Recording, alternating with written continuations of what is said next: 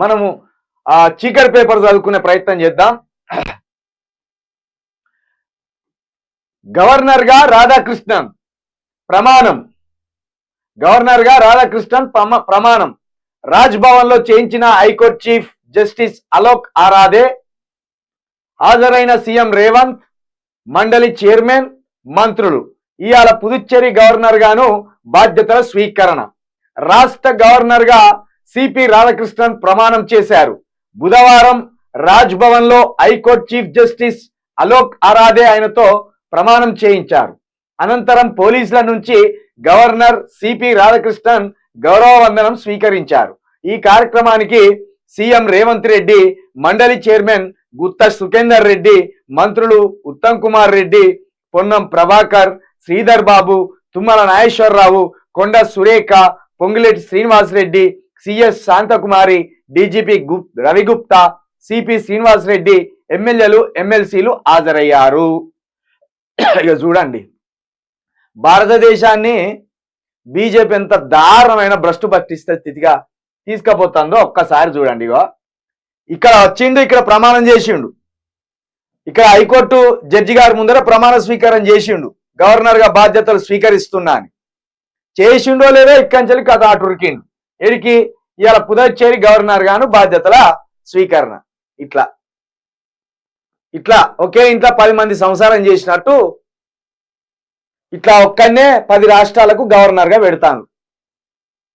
ఇది ఏ విధంగా హర్షించాలి వీటిని? మళ్ళీ ఒక్కటే కాదు, జార్ఖండ్ కీనే, పుదుచ్చేరి కీనే, తెలంగాణ కీనే. మరి మా సీఎంను కూడా ఉడబీకుర్రి. ప్రధానమంత్రి అక్కడి నుండి ముఖ్యమంత్రి బాధ్యతలను స్వీకరించండి. ఒక్కడు 3 రాష్ట్రాలకు గవర్నర్ అట. ఇక ఇంతకంటే తెలివి కళ్ళు లేరా, లేకపోతే ఇంత మేధస్సున్నోళ్ళు లేరా? ఇట్లా ఒక్కడిని 3 రాష్ట్రాలు పెట్టుకుంటా పోతే ఏ రాష్ట్రంలో పరిస్థితి ఎట్లున్నది, ఎట్లా సాగుతుంది పాలన అని చూసే అవకాశం ఉంటుందా? గవర్నర్ అంటే ఏంటిది? రాష్ట్రానికి తొలి పౌరుడు.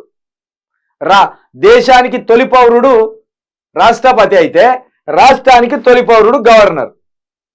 క్లిష్టమైన పరిస్థితులు వచ్చినప్పుడు ఆయన నిర్ణయాలు తీసుకుంటాడు. ప్రజాస్వామ్యబద్ధంగా ఎన్నుకోబడినవాడు, ప్రజల చేత కాకుండా రాజ్యాంగబద్ధంగా.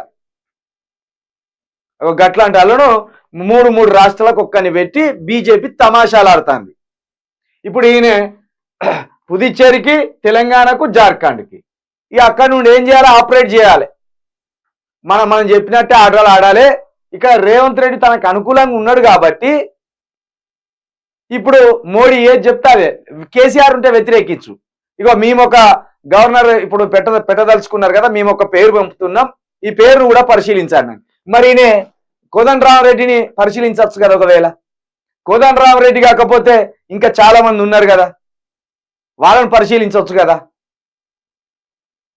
ఇంకా రెడ్డి ప్రేమ కాబట్టి అందరినీ రెడ్డిలను పెట్టుకుంటా పోతాడు. బీజేపీ వచ్చినాక గవర్నర్ వ్యవస్థే మొత్తం ఆగమైపోయింది. ఇది చాలా దుర్మార్గమైన పని. ఇది మంచిది కాదు. రాను గవర్నర్ వ్యవస్థకున్న అధికారాన్ని కూడా తొలగించే ప్రయత్నంలో భాగమే ఇది. దీన్ని అర్థం చేసుకోవాల్సిన అవసరం ఉన్నది. ఇక మరి దీన్ని ఎట్లా ఈ సుప్రీంకోర్టులు వీళ్ళు ఎట్లా సమర్థిస్తానో దీన్ని నాకు అర్థమైతలేదు. కానీ మొత్తానికైతే మన గవర్నర్ చెప్పుకుందానికి కూడా మనకు సిగ్గే. ఎందుకంటే పుదుచ్చేరి నుండి మా గవర్నర్ అంటారు, జార్ఖండ్ నుండి మా గవర్నర్ అంటారు. ఎవని గవర్నర్ రా అంటే చెప్పుకునేదానికి లేదు. ఇక మన దౌర్భాగ్యం గట్లుంటది. మనకంటూ ఒక గవర్నర్ లేడు. పొత్తుల సంసారం ఇది. ఇక ఇది పక్కన పెడితే